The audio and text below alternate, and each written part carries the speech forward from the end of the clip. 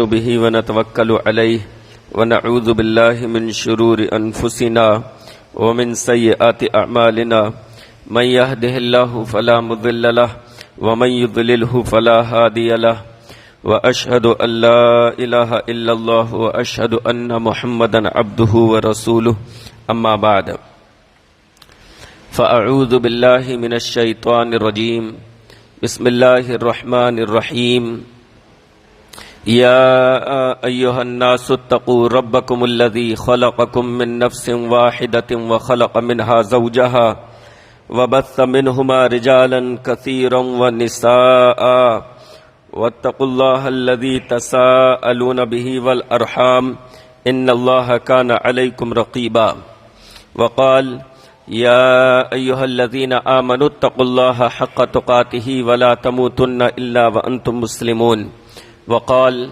يا أيها الذين آمنوا اتقوا الله وقولوا قولا سديدا يصلح لكم أعمالكم ويغفر لكم ذنوبكم ومن يطع الله ورسوله فقد فاز فوزا عظيما۔ ہر قسم کی حمد و تعریف، کبریائی، بڑائی اللہ رب العالمین کے لیے ہے، اور بے انتہا درود و سلام نازل ہو سید المرسلین رحمت للعالمین جناب محمد الرسول اللہ صلی اللہ علیہ وسلم پر۔ اللہم صلی علی محمد وعلی آل محمد کما صلیت علی ابراہیم وعلی آل ابراہیم انک حمید مجید۔ اللہم بارک علی محمد وعلی آل محمد کما بارکت علی ابراہیم وعلی آل ابراہیم انک حمید مجید۔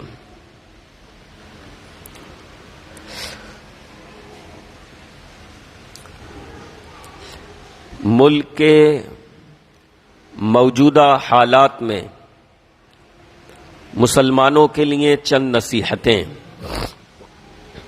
یہ آج کا ہمارا موضوع ہے۔ ملک میں جو حالات چل رہے ہیں، جو حالات ہیں، اس سے ہر باشعور شخص واقف ہے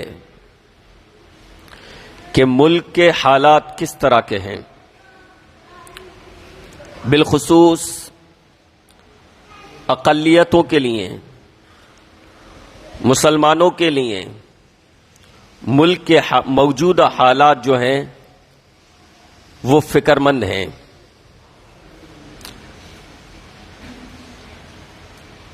مسلمان ان حالات میں یہ سوچ رہا ہے کہ ہم کیا کریں، کہیں سے کسی قسم کی کوئی رہنمائی نہیں ملتی، کہیں سے کسی قسم کی کوئی رہنمائی اور کوئی رہبری نہیں ملتی۔ لہذا موجودہ حالات جہاں مسلمانوں کے لیے کچھ پریشانیاں بے شک آئی ہیں، ان حالات میں ہم کیا کریں، ہمیں کس طرح کا اپنا ذہن بنانا چاہیے، ان چیزوں کو لے کر مسلمان جو ہے واقعی فکر مند ہے۔ اور بے شک فکر مندی کی بات ہے بھی۔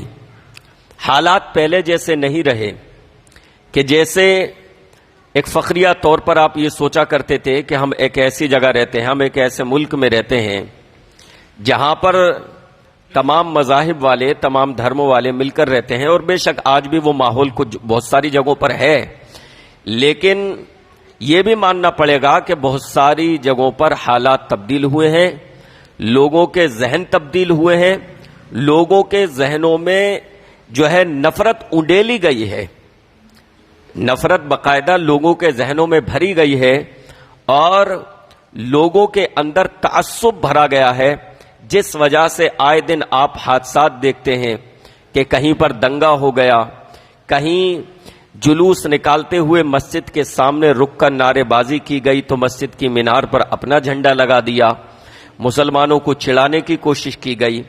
اور آپ دیکھیے نفرت کا عالم اور تعصب کس قدر بڑھ چکا کہ ایک شخص وردی میں، چیتن سنگھ، وہ بھی ٹرین میں داڑھی والوں کو دیکھ دیکھ کر 3 لوگوں کو گولی مارتا ہے، اپنے ایک سینئر آفیسر کو بھی مارتا ہے لیکن 3 لوگوں کو مارتا ہے۔ جے پور ممبئی ٹرین کا حادثہ ہے، آپ لوگ جانتے ہوں گے جو لوگ نیوز پر نظر رکھتے ہیں.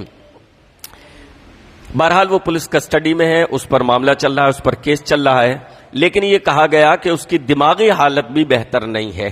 اب یہ دماغی حالت کس طرح کی بہتر نہیں ہے کہ وہ چن چن کر صرف داڑھی والوں کا انتخاب کرتا ہے.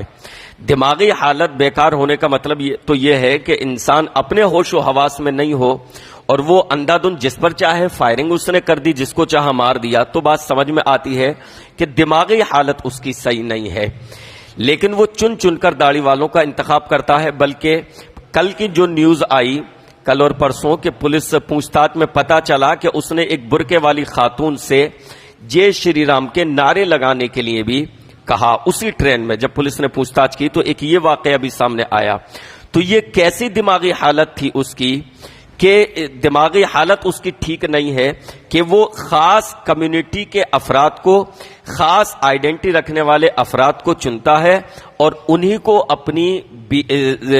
اپنی ذہنیت کا، اپنے تعصب کا، اپنی نفرت کا نشانہ بناتا ہے.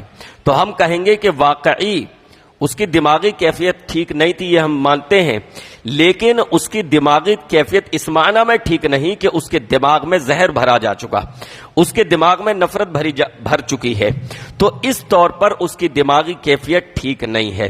تو حالات اس طرح کے ہیں، حالات اس طرح کے ہیں کہ اعلان پنچایتیں کر کے اعلان کیا جاتا ہے کہ ان لوگوں کا بائیکاٹ کرو، ان سے کوئی سامان مت خریدو، ان کو کوئی سامان مت بیچو. حالات اس طرح کے ہیں کہ یہ اعلان کیا جاتا ہے کہ ان کو اپنے مکانات کرائے پر مت دو، ان کو اپنے فلیٹ کرائے پر مت دو، ان کو اپنی دکانیں کرائے پر مت دو.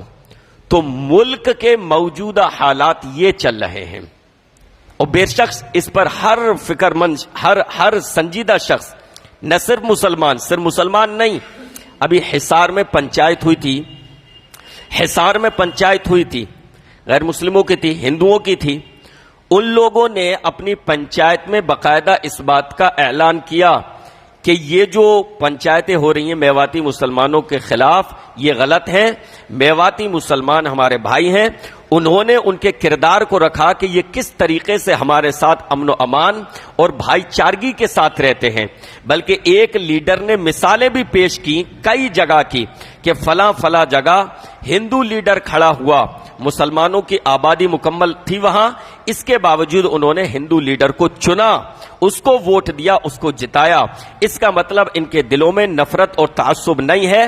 میواتی مسلمان ہمارے ساتھ بھائی چارگی کے ساتھ رہنا چاہتا ہے، لہٰذا ہم ان کا بائیکاٹ نہیں کریں گے. ہم ان کو، تو صرف مسلمان نہیں بلکہ ہر سنجیدہ شخص، ہر اس بھارت کا بہتر شخص جو سب سے پیار اور محبت کا جذبہ رکھتا ہے، وہ ان حالات پر فکر مند ہے کہ اس خاص کمیونٹی کے ساتھ یہ غلط ہو رہا ہے. تو سارے سنجیدہ لوگ فکر مند ہیں. آئیے دیکھیں کہ ہم مسلمانوں کے لیے ان حالات میں کیا نصیحتیں ہو سکتی ہیں یا ہم کو کرنا چاہیے، کس طرح کا اپنا ذہن بنانا چاہیے. آئیے وہ چیزیں میں آپ کے سامنے رکھتا ہوں. نمبر 1، سب سے پہلی چیز کہ منفیت کو نہ پھیلنے دیں. یہ بھی قوموں کو بزدل بنا دیتی ہے. سمجھتے ہیں آپ منفیت کا مطلب یہ ہے پروپیگنڈا، نیگیٹو چیزیں. آپ یعنی بعض لوگوں کے ساتھ بیٹھیں گے تو وہ اس طرح کی گفتگو کریں گے کہ آپ کی رہی سہی، آپ کا رہا سہا حوصلہ بھی دم توڑ دے گا. آپ کو اس طریقے سے بتائیں گے، یعنی ماحول کو بڑھا چڑھا کر پیش کرنا یہ بھی غلط ہے. جو حقیقی مسائل ہیں، جو واقعتاً مسائل ہیں، ان کو بالکل ختم کر دینا اور سمجھنا کچھ نہیں ہو رہا یہ بھی غلط ہے. لیکن جو صحیح معنوں میں مسائل ہیں، جو معاملات ہیں، جیسا ماحول ہے اس کا ادراک کرنا چاہیے، اس کو سمجھنا چاہیے. لیکن بہت زیادہ منفیت کو نہیں پھیلانا چاہیے. منفیت، بعض لوگوں کے یہاں بہت زیادہ منفیت پائی جاتی ہے، نیگیٹو پہلو پایا جاتا ہے.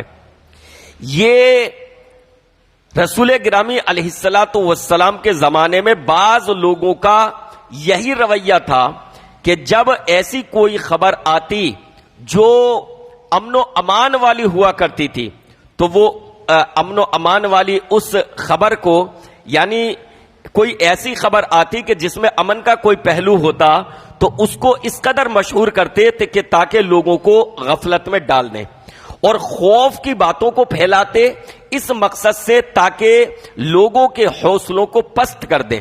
تو خوف کے معاملات کو پھیلانا، خوف کے واقعات کو پھیلانا، یہ بھی لوگوں کے حوصلے کو پست کرنے کے مترادف ہے۔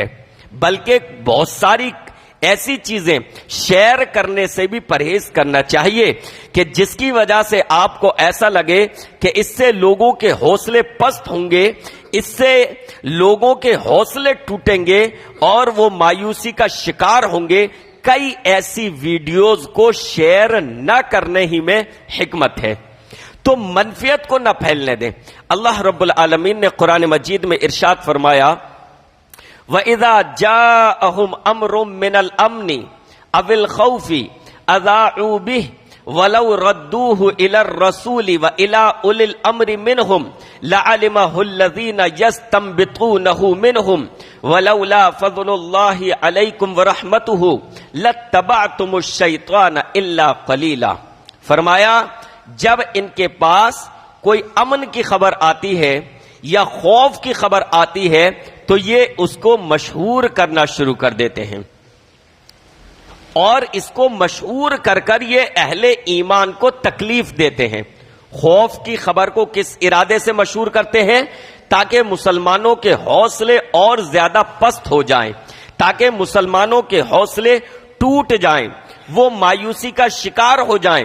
اور کئی مرتبہ ایسا ہوتا ہے کہ حالات کو وہ اس طریقے سے پیش کریں گے کہ مسلمان جو ہے غفلت کا شکار ہو جائے، جبکہ مسلمان کی نشانی یہ ہے، مومن کی نشانی یہ ہے کہ نہ تو وہ خوف زدہ ہوتا ہے، نہ تو وہ حالات سے گھبراتا ہے، اور نہ ہی وہ امن و امان کی بہت زیادہ خبریں چرچے میں آنے سے غفلت کا شکار ہوتا ہے، بلکہ وہ حالات پر نگاہ رکھتا ہے، حقیقی مسائل کا ادراک کرتا ہے، جو حالات چل رہے ہیں ان پر صرف نگاہ رکھتا ہے، نہ غافل ہوتا ہے اور نہ ہی وہ اپنے حوصلوں کو پست کرتا ہے۔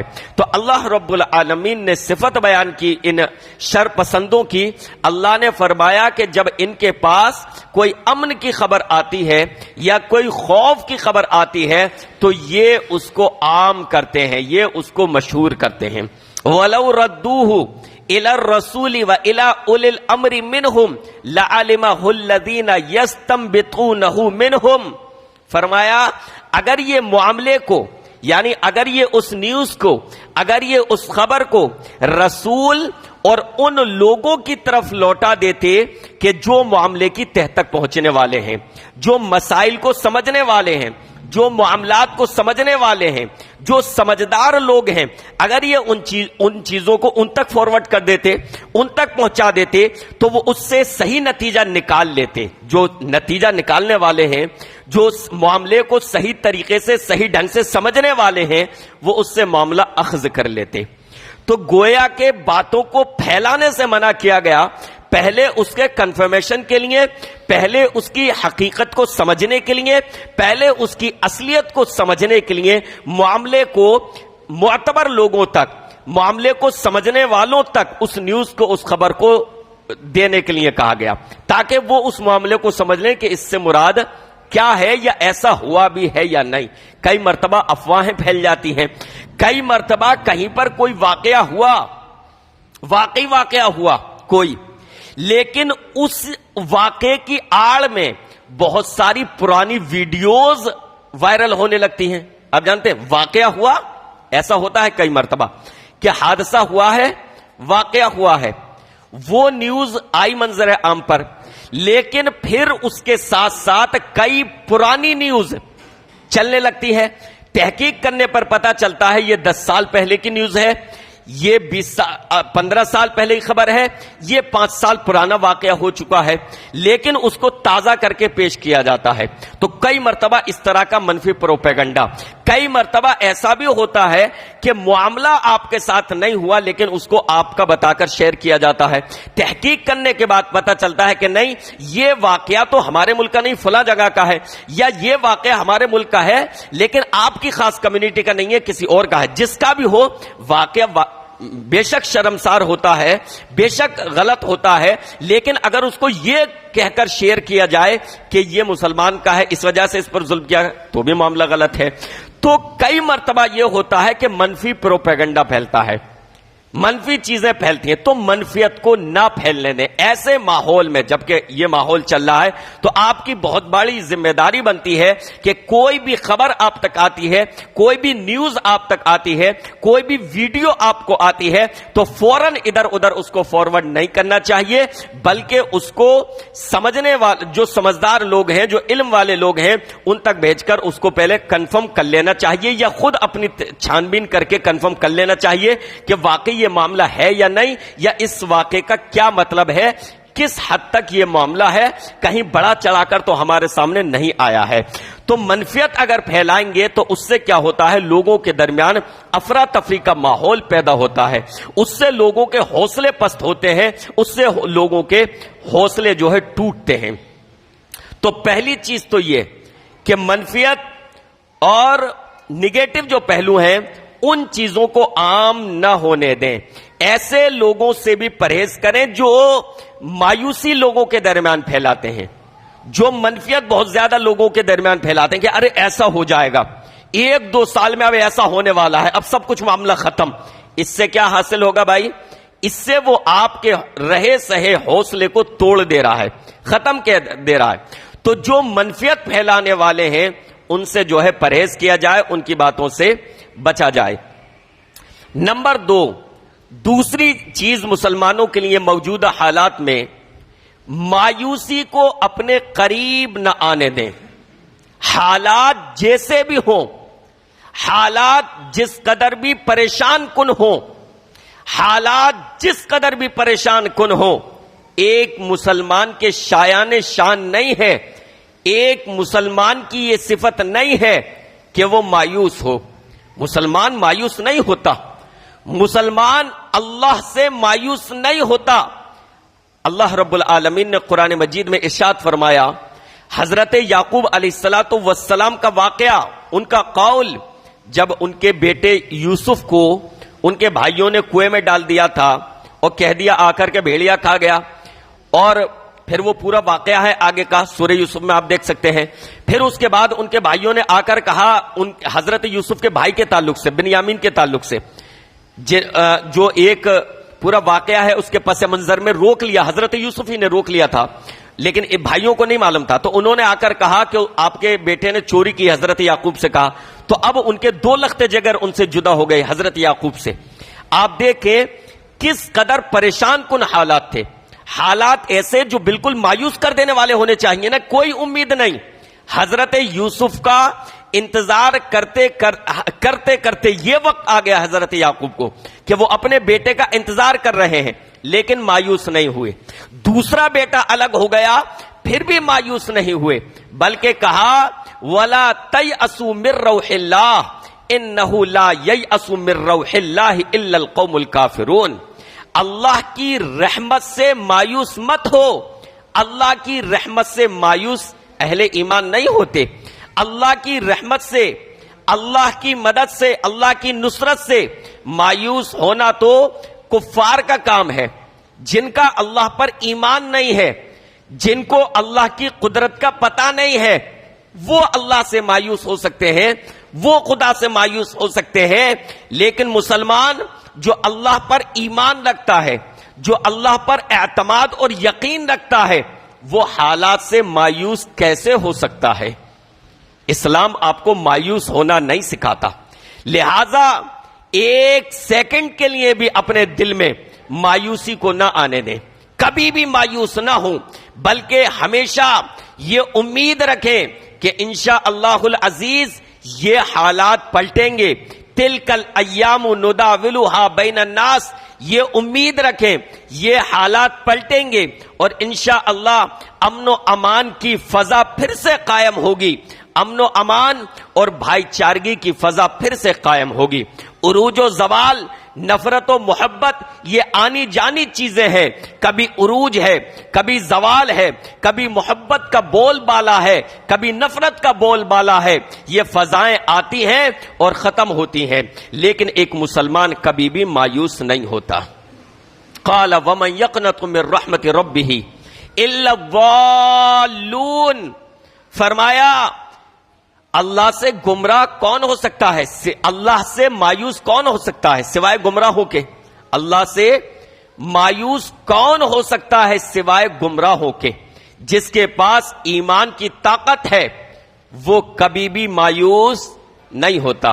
آج دیکھتے ہیں، دیکھنے میں آتا ہے کہ نوجوانوں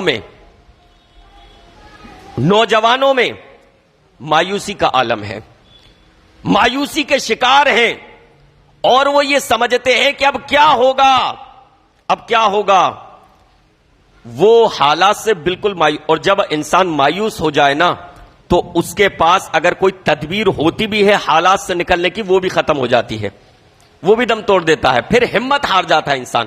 مایوسی کا سب سے بڑا نقصان کیا ہوتا ہے کہ انسان حوصلہ ہار جاتا ہے، انسان ہمت ہار جاتا ہے، اور جہاں ہمت ہار گئے آپ، جہاں حوصلہ ہار گئے آپ، وہیں آپ کی ہار ہے۔ اور جب تک حوصلہ زندہ رہتا ہے، جب تک امید کی کرن زندہ رہتی ہے، قوم زندہ رہتی ہے، حوصلہ زندہ رہتا ہے، انسان زندہ رہتا ہے۔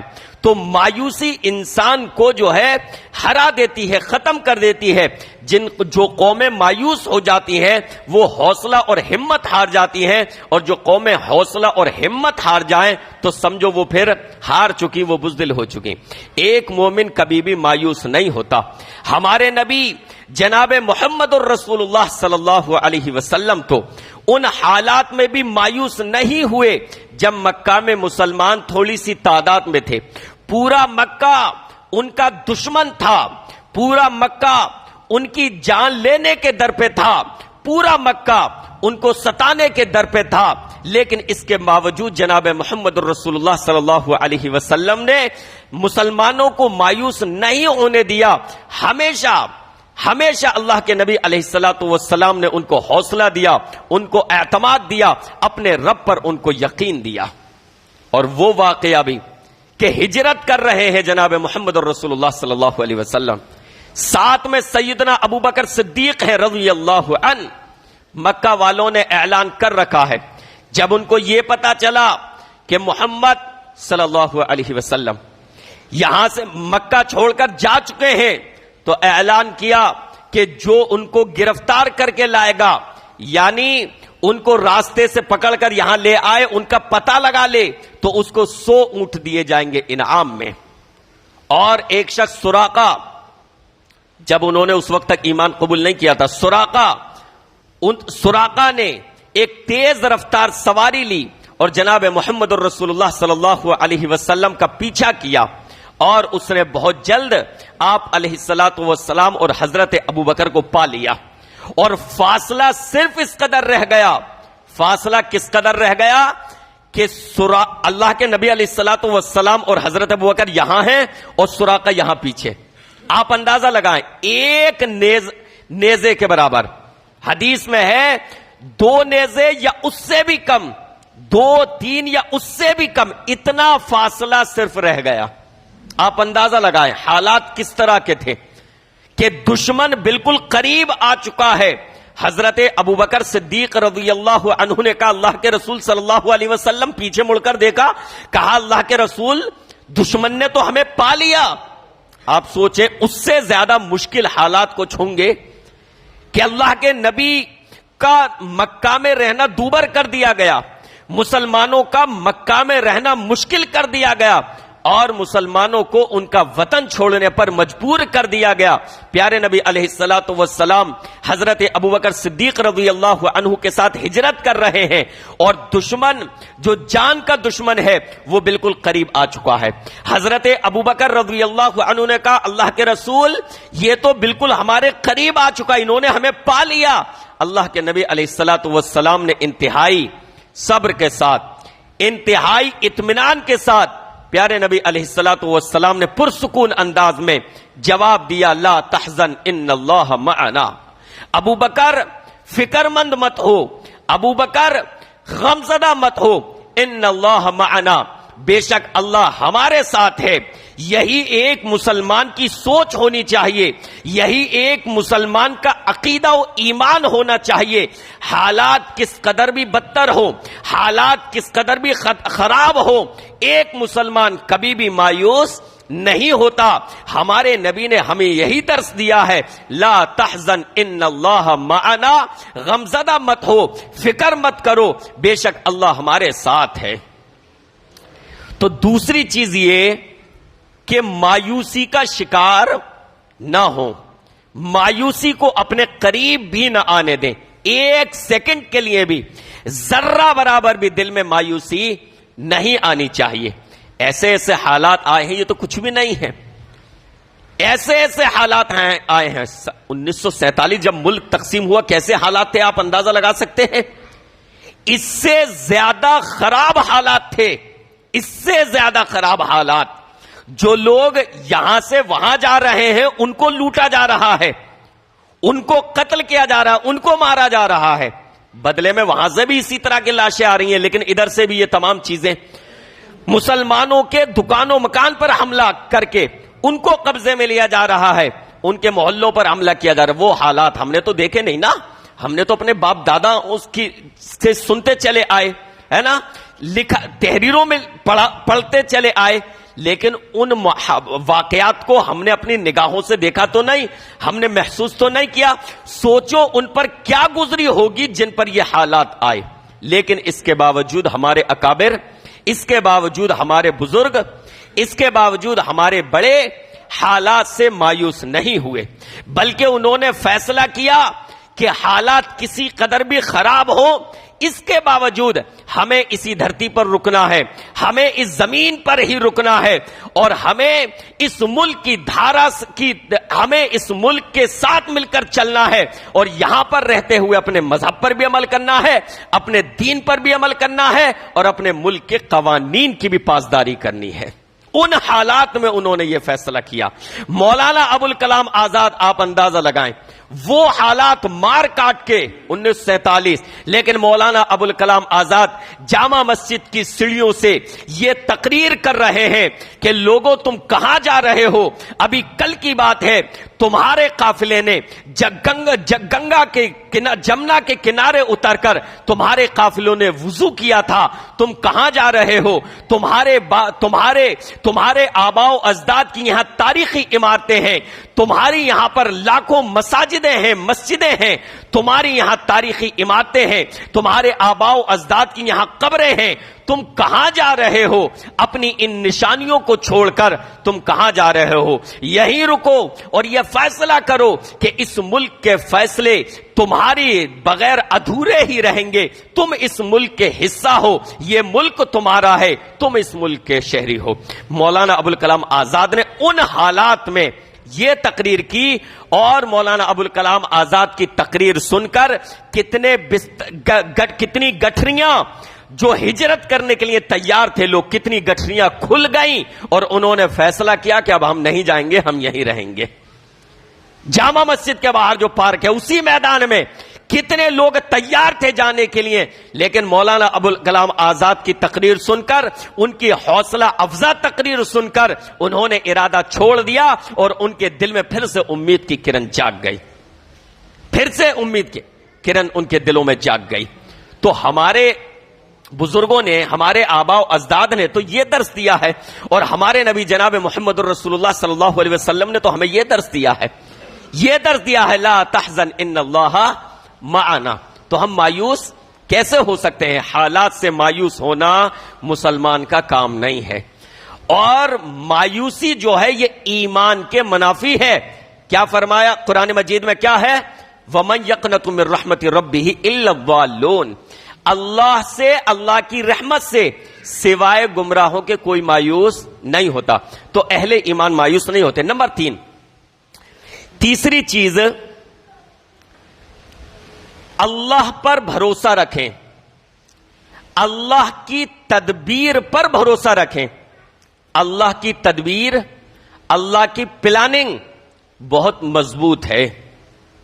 بھائی ساری چیزیں اللہ کی نگاہ میں ہے نا.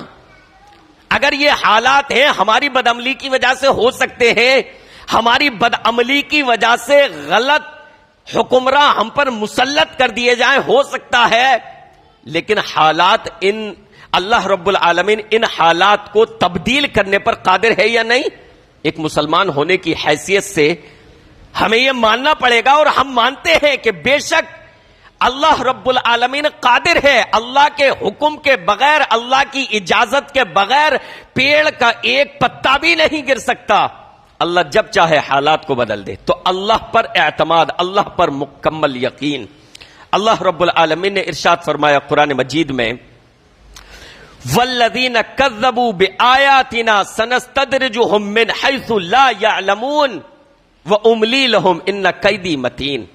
اللہ نے فرمایا کہ جو ہماری آیتوں کو جھٹلاتے ہیں ہم ان کو بتدریج یعنی آہستہ آہستہ اپنی گرفت میں لے رہے ہیں, اپنی پکڑ میں لے رہے ہیں.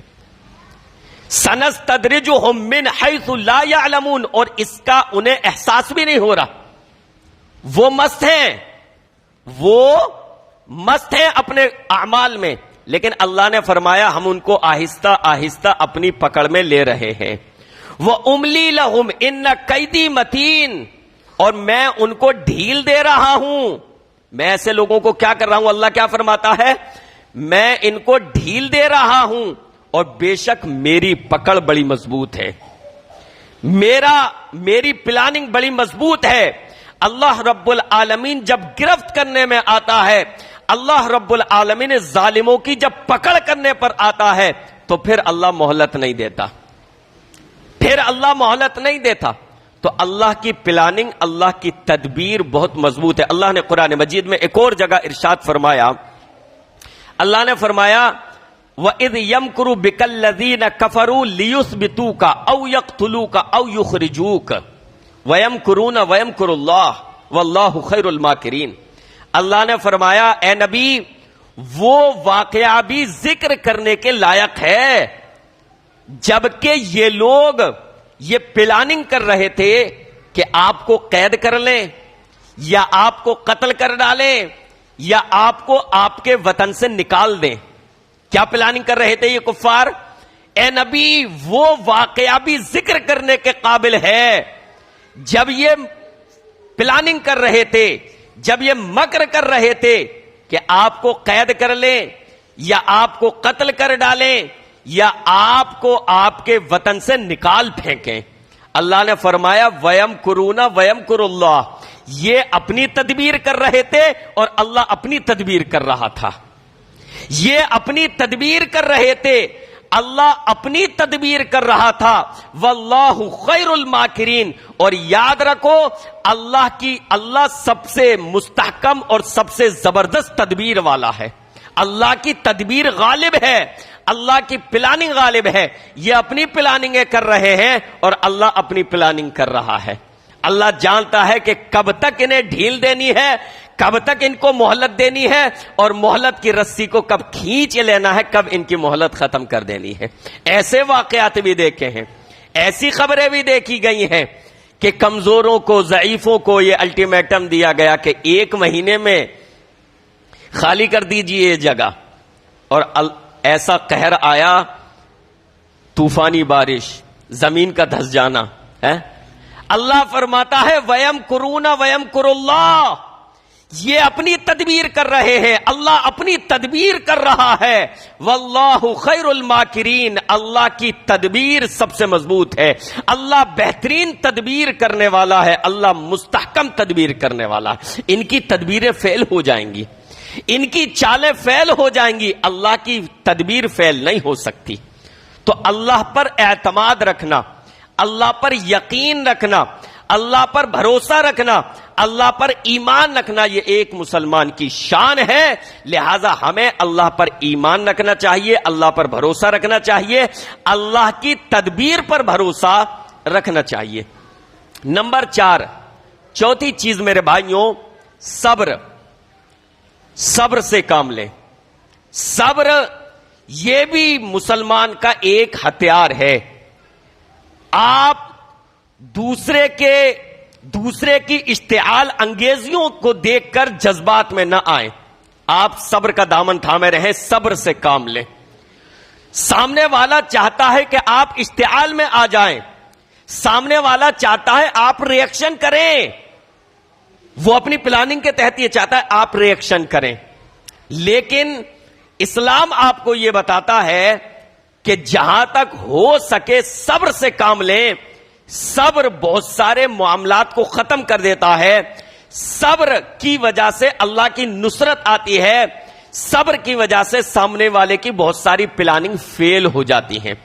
اللہ رب العالمین نے جناب محمد الرسول اللہ صلی اللہ علیہ وسلم کو جب صبر کی تلقین فرمائی, مکے کی زمین کو جب آپ علیہ الصلوۃ والسلام اور مسلمانوں پر تنگ کر دیا گیا, ظلم و ستم کیا گیا, تو اللہ رب العالمین نے فرمایا وَاصْبِرْ وَمَا صَبْرُكَ إِلَّا بِاللَّهِ.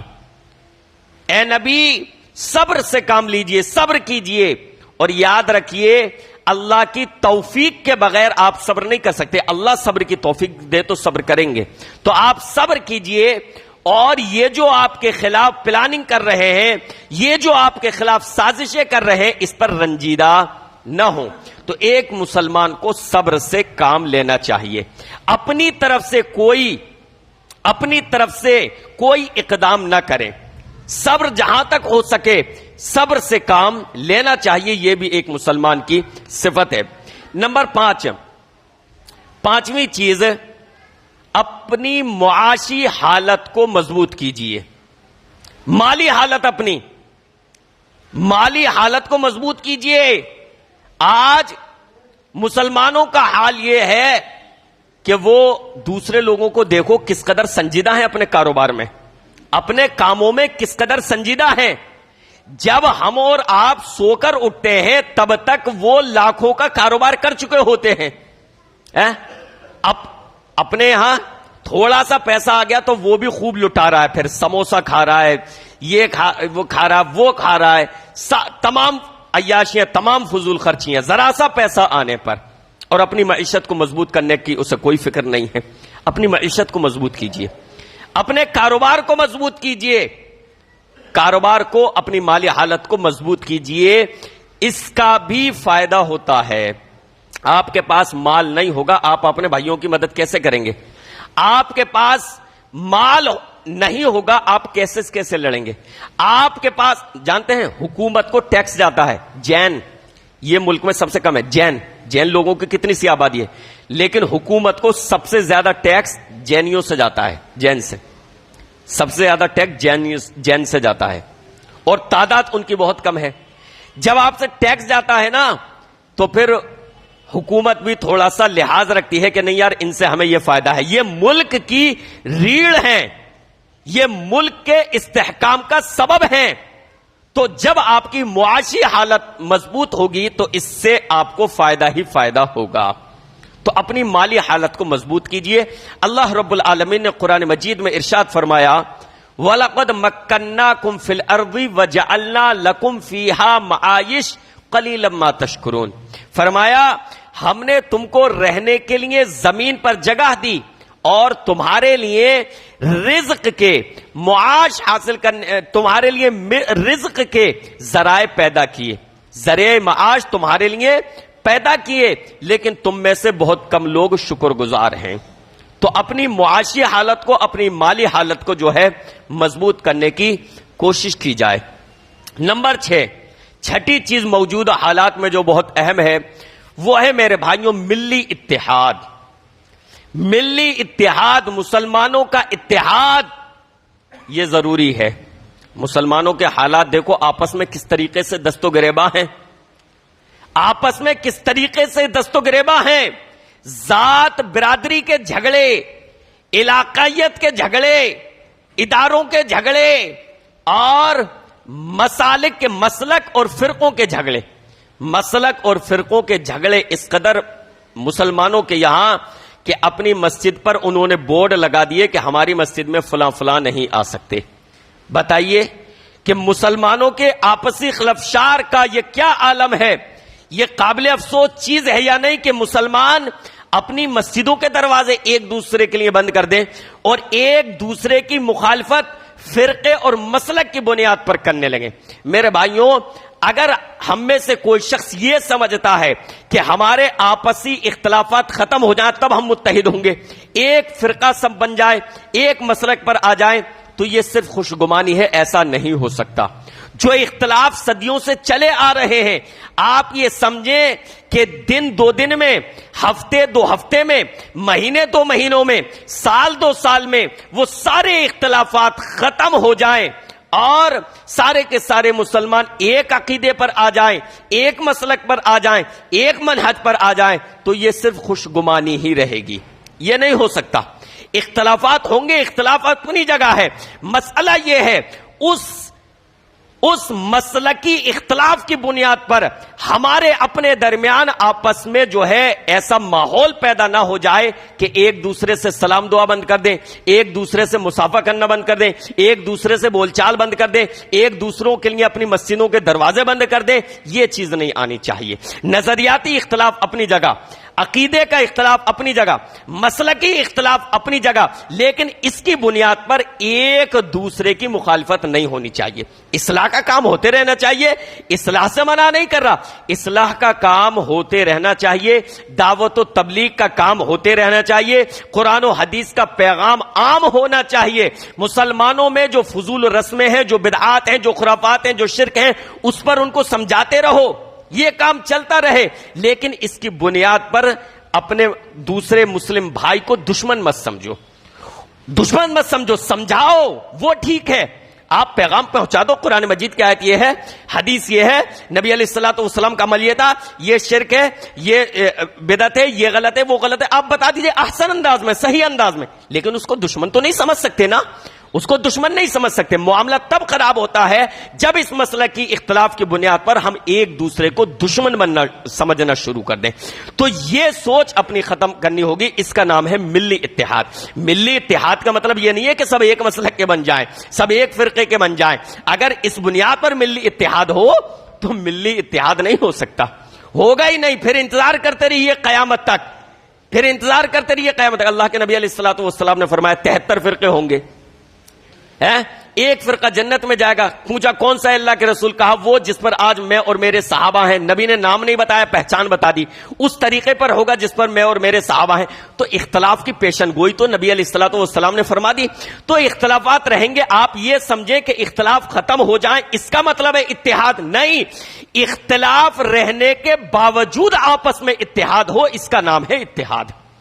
اختلاف رہنے کے باوجود آپس میں ملی اتحاد پیدا ہو، اس کا نام ہے اتحاد. کہ ایک دوسرے کے اختلاف کو برداشت کیا جائے اور ایک دوسرے کے ساتھ جو ہے اتحاد اپنا قائم رکھا جائے. جب مصیبت آتی ہے، جب کوئی دنگا ہوتا ہے، جب کوئی پریشانی آتی ہے، تو اس میں سامنے والا یہ نہیں دیکھتا ہے کہ یہ فلاں فرقے کا ہے اسے ماریں، یہ فلاں فرقے کا ہے اسے چھوڑ دیں. نہیں، اس کے لیے میم کافی ہے، اس کے لیے آپ کا مسلمان ہونا کافی ہے.